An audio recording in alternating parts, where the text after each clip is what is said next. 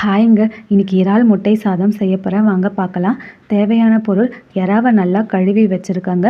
Medium சைஸில் ஒரு வெங்காயம், ஒரு தக்காளி பழத்தை சின்ன சின்னதாக கட் பண்ணி வச்சுருக்கேன். 4 பல் பூண்டு இடித்து வச்சுருக்கேன். ஒரு கொத்து கருவேப்பிலை, ஒரு முட்டை. அடுப்பை ஆன் பண்ணி ஒரு வானல் வச்சுக்கலாங்க.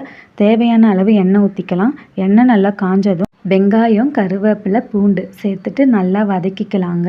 வெங்காயம் நல்லா வதங்கினதுக்கப்புறம் தக்காளி பழம் சேர்த்துட்டு நல்லா வதக்கிக்கலாங்க. வெங்காயம் தக்காளிலேருந்து எண்ணெய் இந்த மாதிரி நல்லா பிரிஞ்சு வரணுங்க.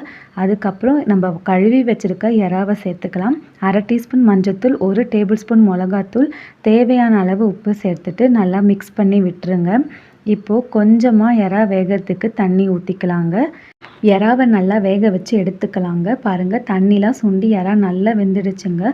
ஒரு முட்டையை உடச்சி ஊற்றிட்டு வெங்காயம் தக்காளி மேலே ஸ்ப்ரெட் பண்ணி விட்டுருங்க. 2 நிமிஷம் கழித்து லைட்டாக கிண்டி விட்டுருங்க. பாருங்கள், முட்டை நல்லா வெந்துடுச்சுங்க. எண்ணெய்லாம் நல்லா பிரிஞ்சு வெந்துடுச்சு. இப்போ இந்த ஸ்டேஜில் அடுப்பு ஆஃப் பண்ணிவிடுங்க. நான் சாதம் ஆற வச்சு எடுத்து வச்சுருக்கேங்க. அதை இப்போ சேர்த்துக்கலாம். நல்லா மிக்ஸ் பண்ணி விட்டுருங்க.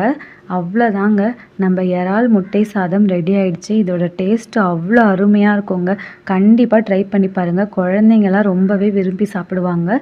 இந்த வீடியோ உங்களுக்கு பிடிச்சிருந்தா என்னோடய சேனலை சப்ஸ்கிரைப் பண்ணிக்கோங்க. தேங்க்யூ.